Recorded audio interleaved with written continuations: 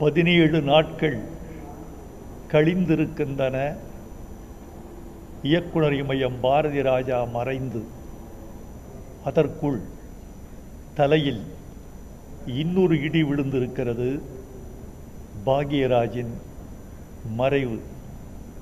பாரதி ராஜாவை புதைத்த மண்ணின் ஈரம் இன்னும் காயவில்லை. அதற்குள் பாக்யராஜின் உடலுக்கு நாம் தீமூட்ட வேண்டிய இடத்தில் காலம் நம்மை தள்ளியிருக்கிறது. பாக்யராஜின் மறைவு எனக்கு தனிப்பட்ட முறையில் ஒரு நட்பின் இழப்பு. பாக்யராஜை நீங்கள் ஒரு தனி மனிதனாக மட்டும் கருதிவிடக்கூடாது. அவர் ஒரு பன்முக கலைஞர், கதாசிரியர், எழுத்தாளர், திரைக்கதை ஆசிரியர், இயக்குனர், இசையமைப்பாளர், முடிந்தால் ஒரு பாடலாசிரியர், நடிகர், இயக்குனர், தயாரிப்பாளர். கொங்கு மண்டலத்திலே பிறந்து ஒரு சாதாரண குடும்பத்தில் பிறந்து வளர்ந்து மிக எளிய வாழ்க்கை வாழ்ந்து விளிம்பு நிலை மக்களின் எல்லா துயரங்களையும் அனுபவித்த ஒரு கலைஞன் தன் ஒரே உடம்புக்குள் இத்தனை அவதாரம் எடுத்து வைத்திருந்தார் என்பது பாக்யராஜுக்கு பெரிய பெருமை. இத்தனை திறமைகள் கொண்ட ஒரு கலைஞன் தமிழகத்தில், குறிப்பாக கொங்கு மண்டலத்தில் இன்னொருவன் தோன்றுவதற்கு எத்தனை ஆண்டுகளாகும் என்று நமக்கு தெரியாது. ஒரு உண்மையை உங்களுக்கு சொல்ல வேண்டும் என்று விரும்புகிறேன். பாரதி ராஜா குருநாதர், பாக்யராஜ் சீடன். இந்த 2 பேருக்கும் உள்ள உறவு என்பது எத்தகையது என்பதை பல பேர் அறிந்திருக்க முடியாது.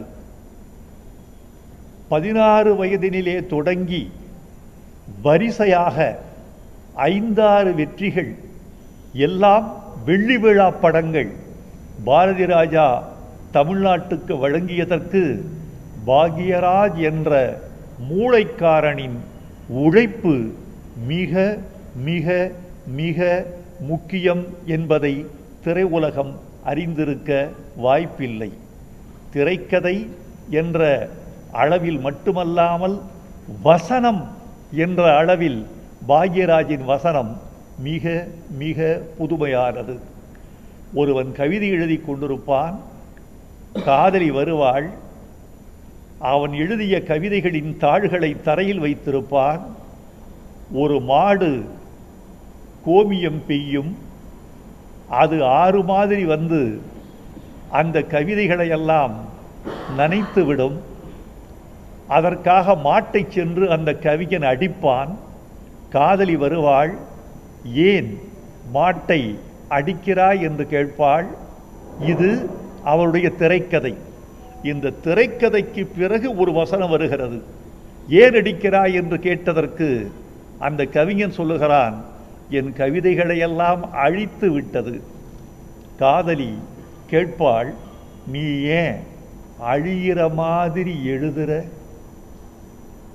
ஒரு எழுத்தாளன் கவிஞன் எழுதினால் அழிகிற கவிதை எழுதக்கூடாது, அழிகிற எழுத்து எழுதக்கூடாது என்பதை இப்படி ஒரு பாமர மொழியில் சொல்லி வைத்திருப்பார் பாக்யராஜ்.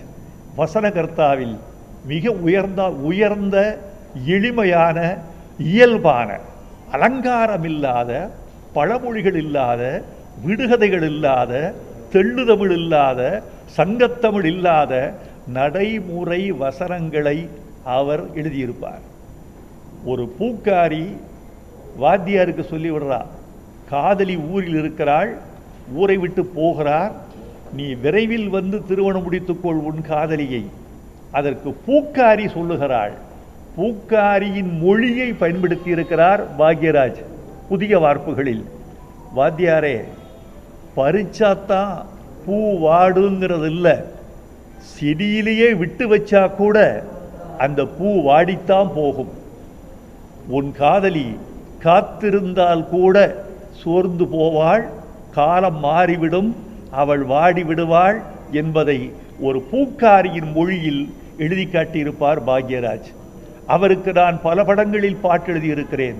முதல் படம் அந்த 7 நாட்கள், சின்ன வீடு, தாவணி கனவு, சுந்தர காண்டம், தூரல் நின்று போச்சு, இப்படி பல படங்களில் எழுதியிருக்கிறேன்.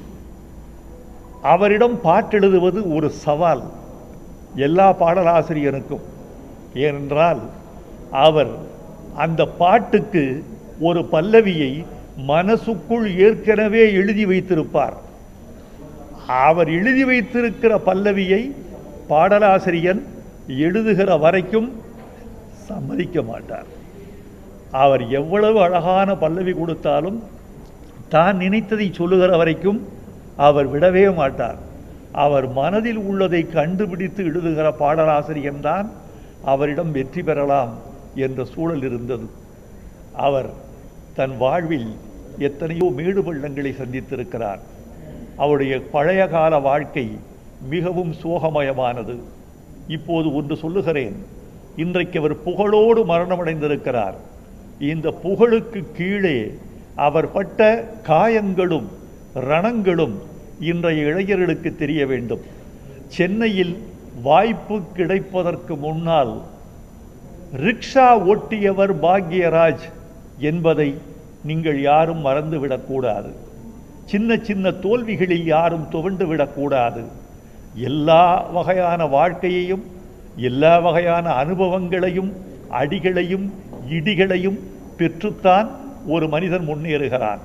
நான் என் இரங்கல் செய்தியில் சொல்லியிருக்கிறேன், 80களில் திரையுலகத்தை நோக்கி தமிழ்நாட்டின் எல்லா கிராமங்களிலிருந்தும் புறப்பட்ட இளைஞர்களுக்கு நம்பிக்கை கொடுத்தவர்கள் 2 பேர்.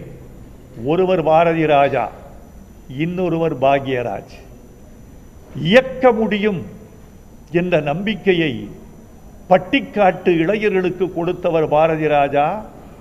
எழுத முடியும், நடிக்க முடியும் என்ற நம்பிக்கையை சராசரி இளைஞனுக்கு கொடுத்தவர் பாக்யராஜ்.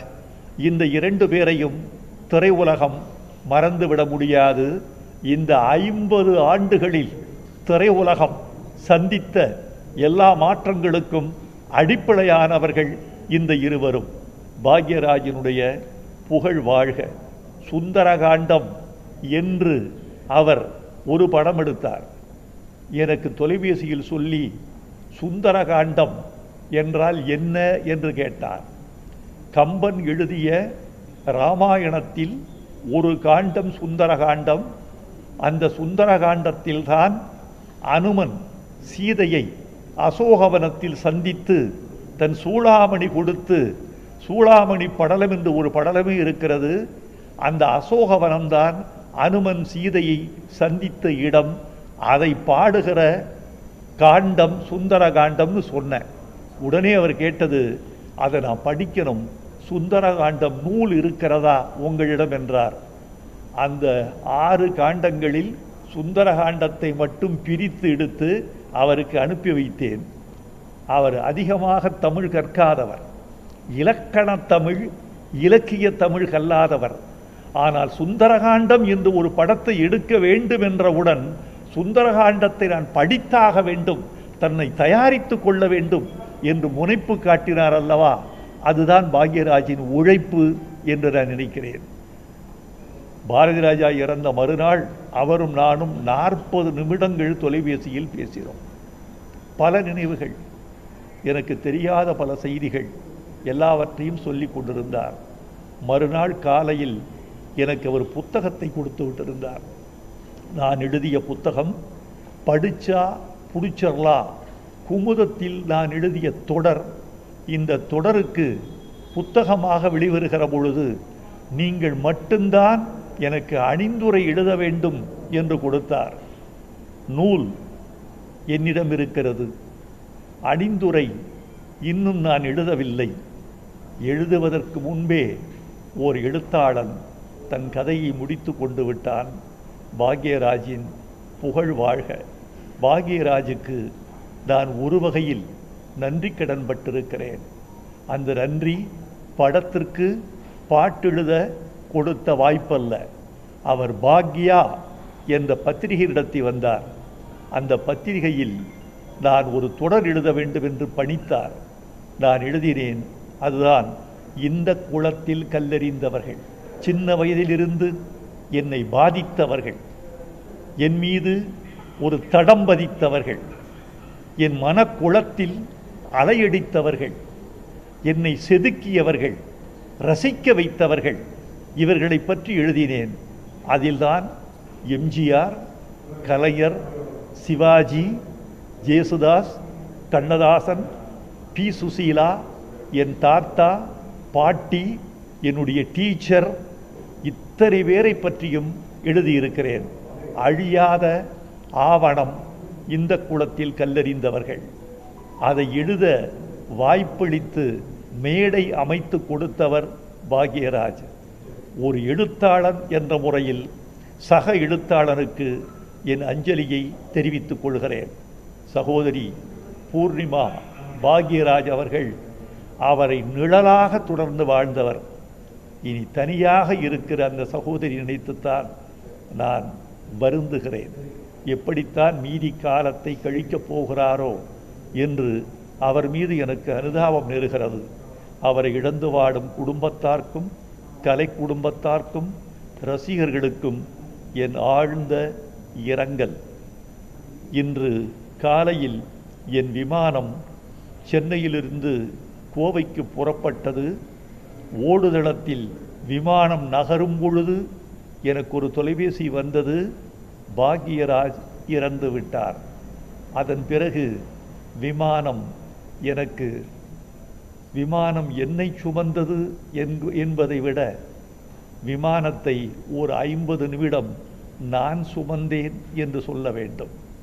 அவருடைய புகழ் வாழ்க. இளைஞர்கள் பாக்யராஜிடம் நம்பிக்கை பெறுக. உழைத்தால் ஒருவன் உயரலாம் என்ற பாடத்தை விட்டுவிட்டு பாக்யராஜ் மறைந்திருக்கிறார் என்பதை புதிய தலைமுறை புரிந்து கொள்க. நன்றி.